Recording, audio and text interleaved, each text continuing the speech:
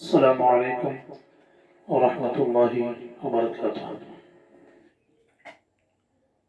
نحمده ونصلي على رسوله الكريم. أما بعد، أعوذ بالله من الشيطان الرجيم. بسم الله الرحمن الرحيم. قل إنما أنا بشر مثلكم يوحى إلي أنما إلهكم إله واحد فمن كان يرجو لقاء ربه فليعمل عملا صالحا ولا يشرك بعبادة ربه أحدا. الصلاة والسلام عليك يا سيدي يا رسول الله وعلى آلك وصحبك يا حبيب الله صلی اللہ علیہ وسلم. آج کے اس بگڑے ہوئے ماحول میں ایک ابھرتا ہوا اور سر اٹھاتا ہوا ایک سوال ہے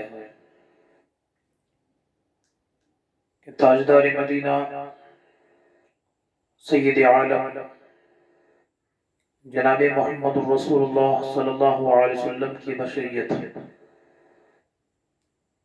کیا آپ انسان ہیں، بشر ہیں، اور ہم بھی انسان اور بشر ہیں، لہذا وہ ہمارے بڑے بھائی کے برابر ہیں؟ والعیاذ باللہ. اس طرح کے سوالات آج کل اٹھائے جا رہے ہیں. اس لیے ہمارے بعض سامعین نے یہ اطلاع دی، انہوں نے یہ خواہش ظاہر کی کہ ہر دن درود پاک کے حوالے سے شعبان المعظم کی فضیلت اور اسی طرح صدقے کی اہمیت اور اس کی فضیلت ہم نے آپ سے سن لی ہے. تھوڑی دیر ہمیں تاجدار مدینہ صلی اللہ علیہ وسلم کی محبت کے حوالے سے، ان کے مقام اور مرتبہ منصب کے حوالے سے کچھ باتیں ہمارے گوش گزار کریں، ہم کو سنائیں. سامعین کی اس خواہش کا لحاظ کرتے ہوئے آج میں نے قرآن پاک کے سورہ کہف کی آخری آیت آپ کے سامنے تلاوت کرنے کا شرف حاصل کیا. حضور اعلیٰ حضرت امام عشق و محبت مجدد اعظم دین و ملت سیدنا و مولانا امام احمد رضا خان محدث بریلوی رضی اللہ تعالی عنہ کہتے ہیں، زہِ عزت و اعتلاء محمد، زہِ عزت و اعتلاء محمد، کہ ہے عرش حق زیر پائے محمد. مکہ عرش ان کا، فلک فرش ان کا، ملک خادمان سرائے محمد. خدا کی رضا چاہتے ہیں دو عالم، خدا کی رضا چاہتے ہیں دو عالم، خدا چاہتا ہے رضائے محمد.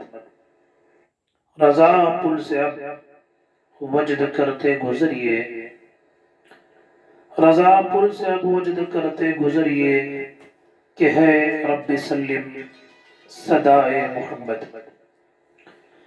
حضرات ایک موقع پر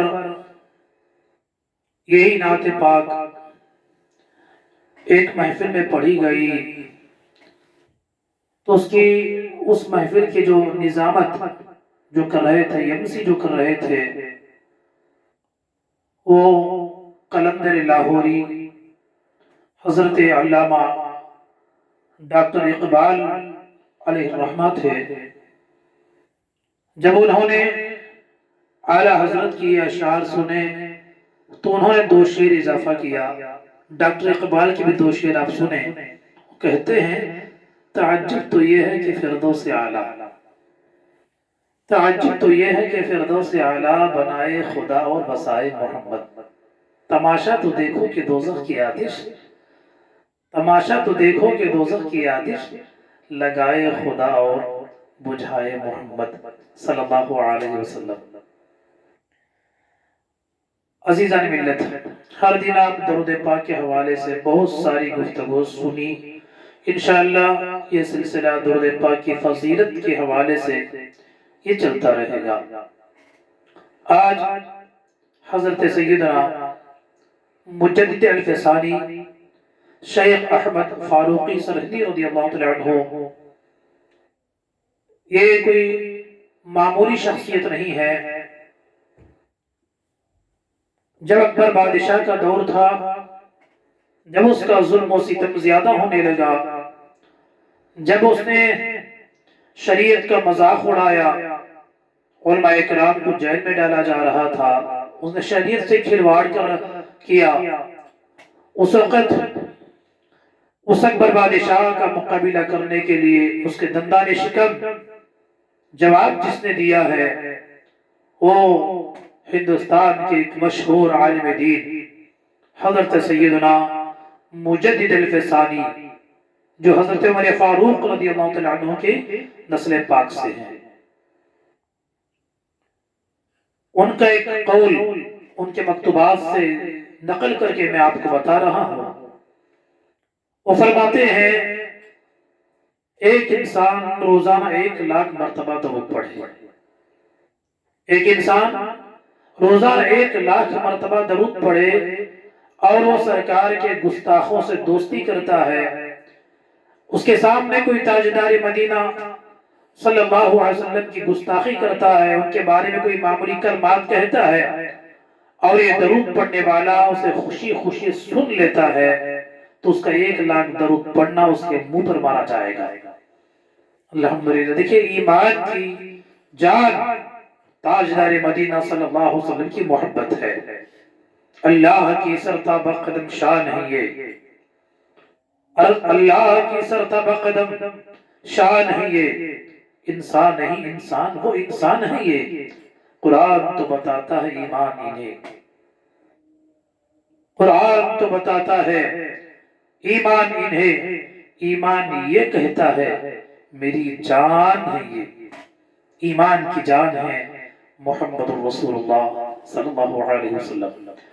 اس لیے ہم نے اس موضوع کو منتخب کیا، سرکار کی بشریت کیسی ہے، بشر ہے، آدمی ہے، انسان ہے، تو کیسے بشر ہیں، اس آیت کو ہمیں خاص کر سمجھنا ہوگا۔ میں خاص کر میرے سامعین سے میں بڑی محبت کے ساتھ کہوں گا، دیکھیے ہر دور میں ایسے فتنے اٹھے ہیں جو امت مسلمہ کے اندر فتنہ پیدا کر کے انتشار پیدا کیے۔ ایسے وقت میں جو لوگ علماء کرام اور اس وقت میں جو دین کا کام کرنے والا علماء تھے، ان کا جو ساتھ دیا، وہ لوگ آج بھی زندہ ہیں، آج بھی ان کا نام محبت سے لیا جاتا ہے، ادب سے لیا جاتا ہے۔ اور جو لوگ علماء کرام کی توہین کرتے ہیں، وہ لوگ جب تک رہے ذلیل و رسوا رہے، آج بھی ان کو کوئی عزت سے یاد نہیں کرتا ہے۔ اس لیے یہ موضوع ایسا ہے کہ ہمیں پہلے اسلاف بزرگان دین مفسرین کرام اس آیت کے بارے میں کیا کہتے ہیں اسے ہمیں سمجھنا ہوگا۔ اس لیے آپ سے بڑی محبت کے ساتھ میری گزارش ہے کہ آپ علماء کرام کی دوستی کو اپنے ایمان کی حفاظت سمجھیں۔ آپ نے ہارون رشید کا نام سنا ہوگا، بڑے ہی فیاض بادشاہ ہیں، بڑے ہی سخی بادشاہ گزرے ہیں۔ وہ بادشاہ علماء کرام کی اتنی ادب کرتے تھے، اتنا ادب کرتے تھے، اتنی تعظیم کرتے تھے، اگر کوئی جلیل القدر عالم ان کے دربار میں آ جاتا تو وہ اپنی کرسی کو، اپنے تخت کو چھوڑ کر کھڑے ہو جاتے، اس عالم کو اپنے تخت پر، اپنی کرسی پر بٹھاتے۔ اگر کوئی عالم ان کے گھر میں کھانے کے لیے تشریف لے کے جاتے، دعوت کے لیے جاتے، دوسرے لوگوں کے لیے تو خادم لوگ کھانا کھلاتے تھے، اگر جید عالم ان کے گھر میں پہنچتے تو وقت کا بادشاہ حضرت کے ہاتھ دھلاتا تھا، ان کے کھانے کے انتظام کرتا تھا۔ یہی خدمت کا نتیجہ ہے آج ہارون رشید آج بھی زندہ ہے، ادب کے ساتھ ان کا نام لیا جاتا ہے۔ اسی طرح بغدادی معلیٰ میں عباس کی حکومت میں کئی خلفاء آئے، کئی لوگ چلے گئے جنہوں نے ظلم کیا، آج ان کا نام اوراق سے مٹ گیا ہے، دنیا سے مٹ گیا ہے۔ اس لیے آپ سے گزارش ہے کہ دین کے مسئلے میں کبھی آپ کو شک پیدا ہو، ڈاؤٹ پیدا ہو، تو آپ برائے کرم علماء کرام سے رجوع کریں۔ اس میں آپ کی حفاظت ہے، آپ کا ہمارا ایمان محفوظ رہتا ہے نا۔ دیکھو میری آپ سے بڑی اچھی دوستی ہے، مجھے اچھی طرح پہچانتے ہیں، خدا نہ کرے چھوٹا سا اپینڈس ہو جائے، پرسوں بھی بتایا تھا میں، ڈاکٹر کہے کہ اس کو آپریشن کے ذریعے نکالنا ہے، آپ نے کہا کہ نہیں حضرت آپ ہی کر دیں، بتائیے ہم آپریشن کریں گے تو کیا ہوگا؟ نہ ہندوستان میں نہ پاکستان میں، سیدھا قبرستان جانا پڑے گا۔ اسی طرح ہر معاملے میں جو جس فن میں ماہر ہوتا ہے اس سے رابطہ کرنا ہے۔ چلیے آیت کی طرف ہم آتے ہیں۔ اللہ تبارک و تعالی ہمیں صحیح قرآن سمجھنے کی توفیق عطا فرمائے، قرآن کی صحیح تعلیمات اور عمل کی توفیق عطا فرمائے، آمین۔ قل انما انا بشر مثلکم، یقیناً ہمارا ایمان ہے کہ یہ قرآن پاک کی آیت ہے۔ اس کا معنی کیا ہے اس کو ہم سمجھنے کی کوشش کریں۔ سب سے پہلے یہ بات قابل غور ہے، کون سے مسئلے میں، کون سی بات میں تاجدار مدینہ صلی اللہ علیہ وسلم ہماری برابر ہیں؟ مماثلت اور مساوات کہاں پائی جا رہی ہے؟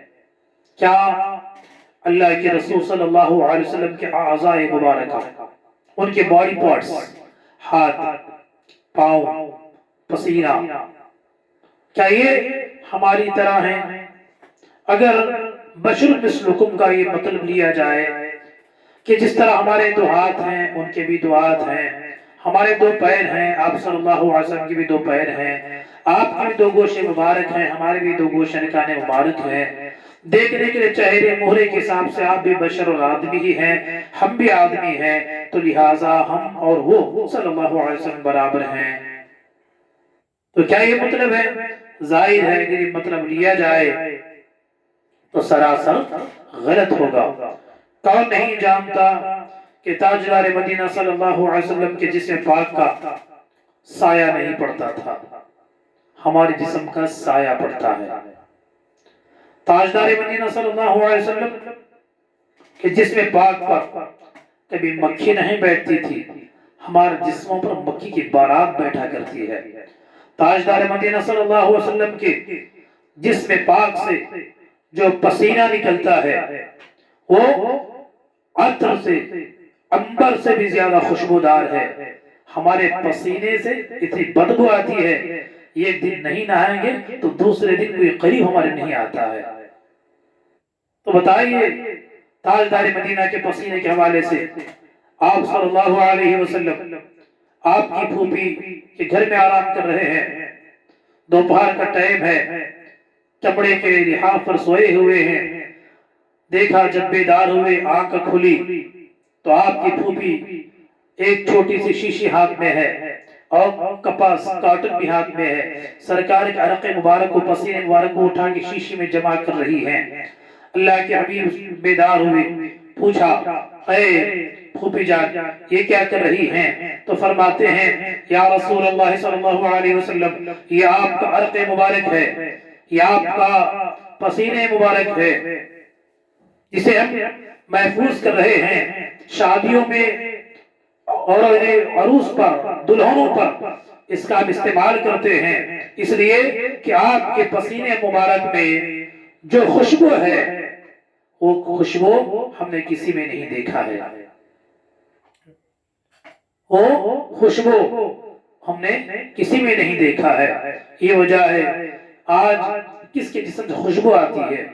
تاجدار مدینہ صلی اللہ علیہ وسلم جب کسی گلی سے گزر جاتے تھے تو ساری گلی خوشبوئے محمدی سے معطر ہو جاتی تھی۔ فلاں محلے سے گئے تو پوچھنا پڑتا ہے نا کہ میرا دوست کہاں گیا.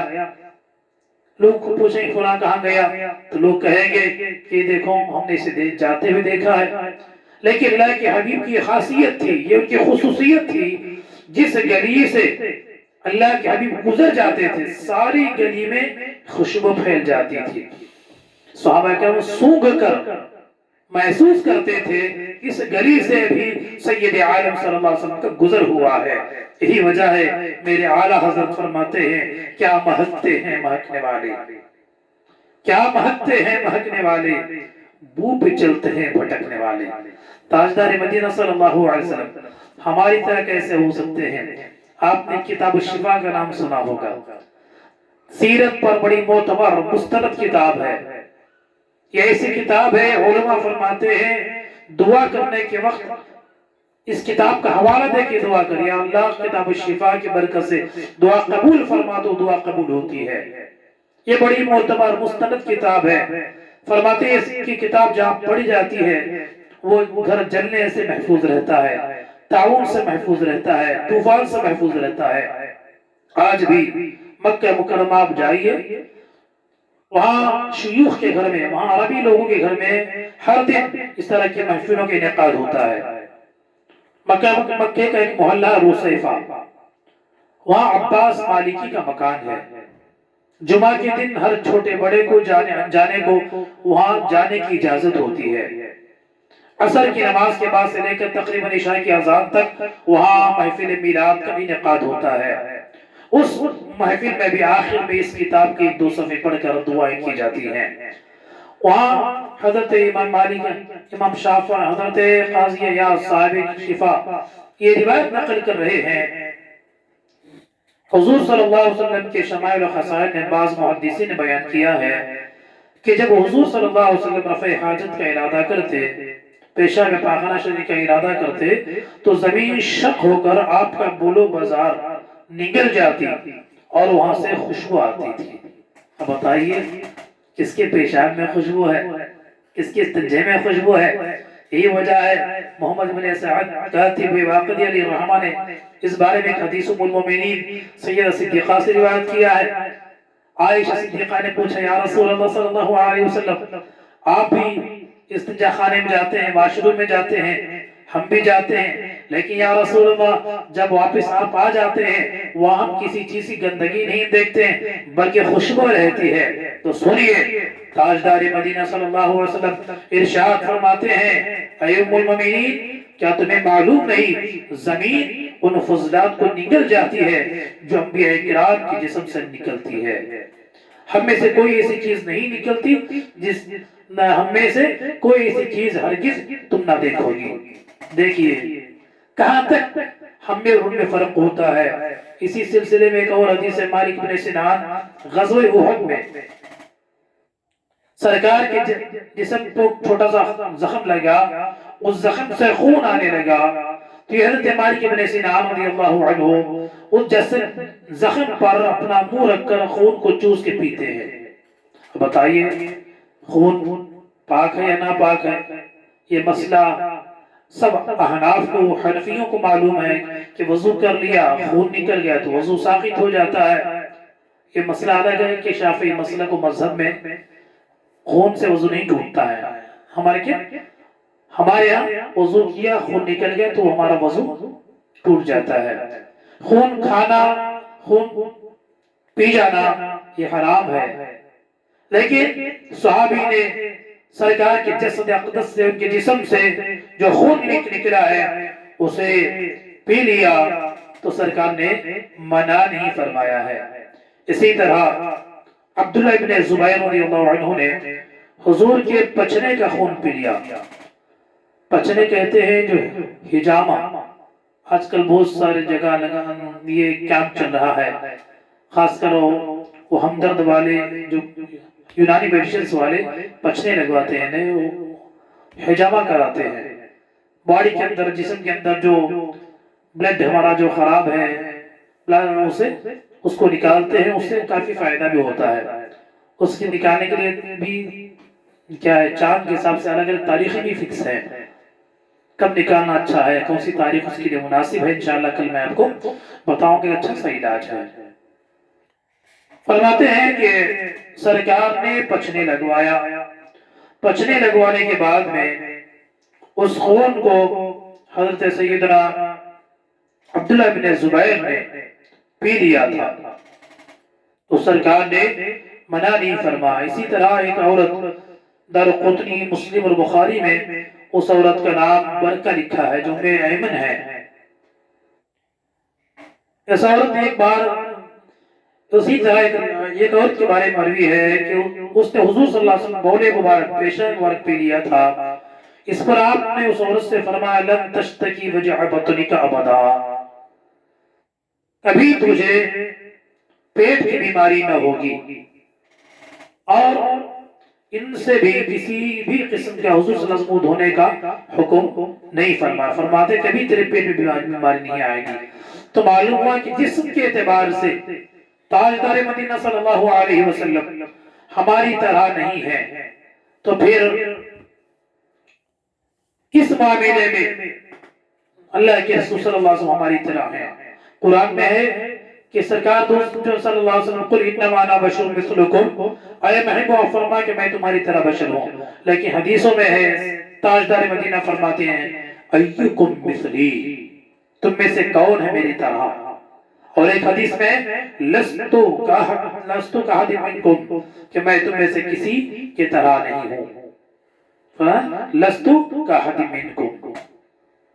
دو حدیثیں ہیں، فرماتے ہیں ایکم مثلی، تم میں سے میری طرح کون ہے، اور ایک حدیث میں لستو کاحد منکم، تم میں سے کوئی بھی میری طرح نہیں ہو سکتا ہے۔